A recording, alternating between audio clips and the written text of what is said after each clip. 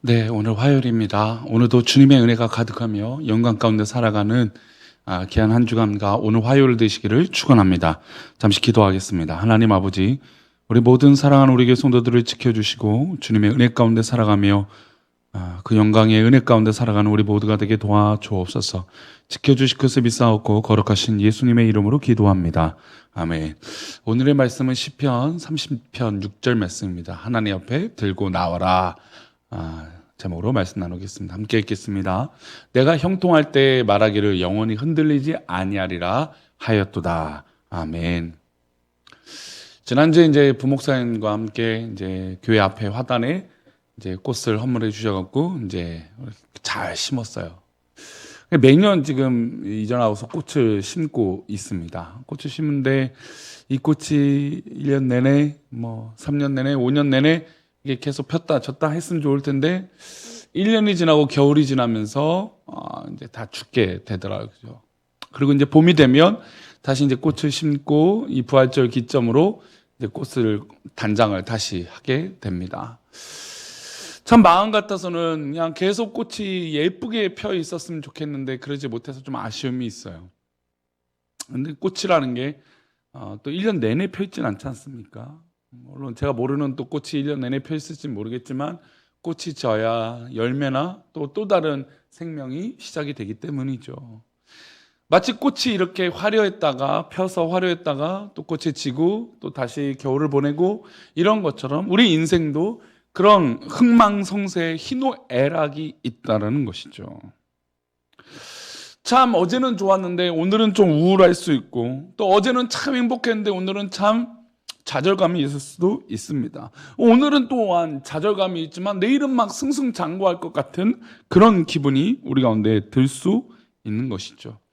그런 상황이 바뀌고 변할 때마다 인간의 마음은 초조해지고 또 불안해하는 게 바로 연약한 인간의 모습일 것입니다. 오늘 읽은 시편의 저자인 그 위대한 다윗도 그런 모습과 같아요. 그 위대한 다윗도 어느 때는 막 좋았다가 어느 때는 참 어려울 때가 있다는 것이죠.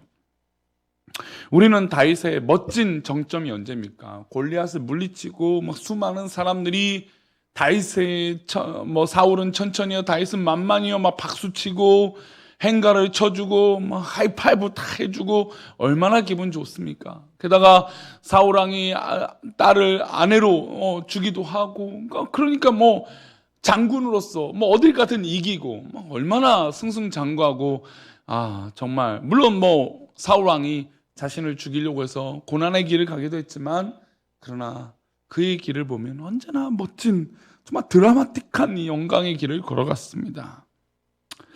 그러나 이런 영광의 길을 걸어가다가 그 영광이 이제 말씀드린 대로 사울 왕이 죽이고자 하는 그 질투의 화신이 되어 자신을 몰아갈 때 광야의 생활하면서 절치부심할 수밖에 없었습니다. 그렇게 절치부심하고 도망치다가 드디어 사울이 죽고 나서 이스라엘 왕이 되었습니다.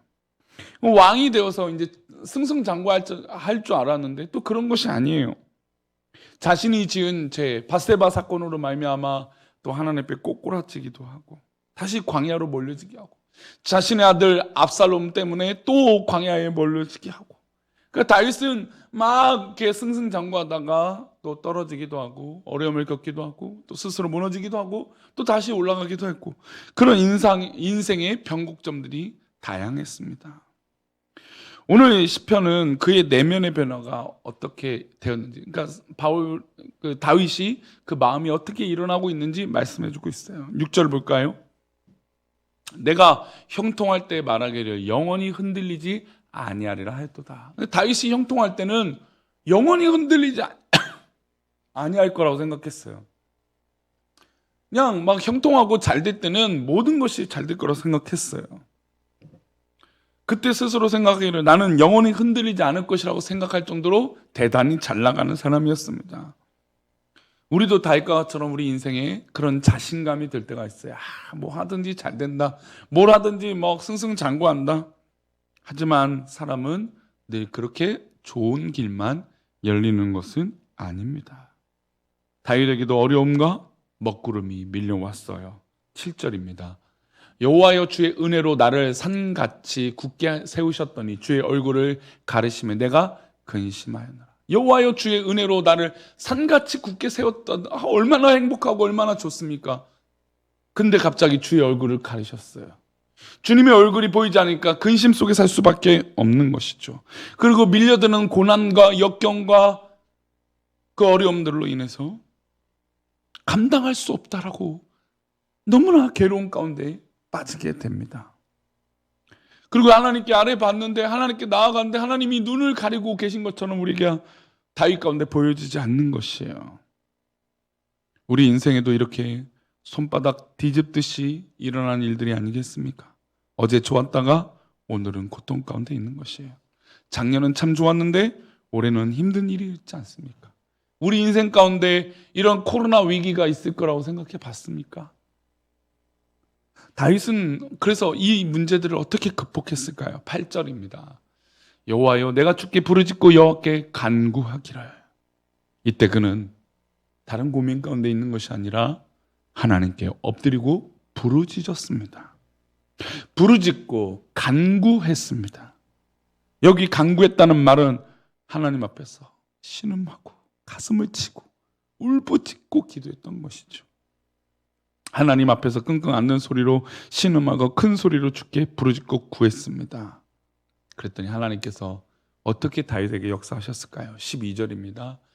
이는 잠잠하지 아니하고 내 영광으로 주를 찬송하게 하심이니 여호와 나의 하나님이여 내가 주께 영원히 감사하리로다. 그렇게 막 부르짖고 가슴을 치고 하나님 간구로 매달렸던 이에게 영광으로 주를 찬송하게 하시는 그 놀라운 은혜를 허락하신 것이죠. 다윗은 이렇게 그의 인생에 일어나는 내면의 변화를 솔직하게 하나님 앞에 구했어요. 하나님 앞에 들고 나아갔어요. 우리 성도님도 우리가 살아갈 때 여러 가지 다양한 일들이 우리 가운데 있습니다. 그때마다 다른 고민에 빠지지 마시고 하나님 앞에 들고 나오십시오. 철저하게 하나님 앞에 간구해 보십시오. 철저하게 하나님 앞에 기쁨으로 기도해 보십시오.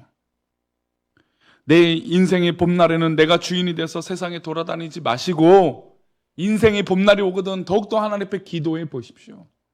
또 때로는 인생의 어려운 일들이 안개처럼 우리 가운데 가득할지라도 그 순간 기도해 보십시오. 우리는 어떻게 살아야 합니까? 좋은 일이 있을 때 자기 자랑으로만 치달으지 마시고 겸손히 하나님 앞에 기도해 보십시다. 그리고 부탁드리는 것은 슬픈 일이 있을 때 혼자 괴로워하지 마시고 하나님 앞에 들고 나오십시오.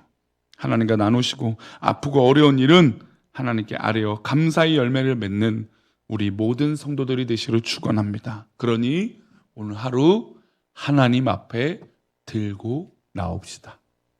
오늘 하루 어떤 일이 있든 어떤 결과든 하나님 앞에 들고 나아갑시다. 그러면 하나님께서 충만한 은혜로 우리와 함께 하시고 우리를 자유케 하시며 정말 영원히 찬송할 수 있도록 우리의 모든 환경을 변화시켜 주실 줄 믿습니다. 기도하겠습니다. 하나님, 오늘도 주님의 은혜로 살아가며 주의 영광 가운데 승리하는 우리 모두가 되게 도와주옵소서. 우리를 지키시고 인도하여 주실 것을 믿사오고 오늘도 주님 앞에 모든 걸 들고 나아가기 원하며 거룩하신 예수님의 이름으로 기도합니다. 아멘.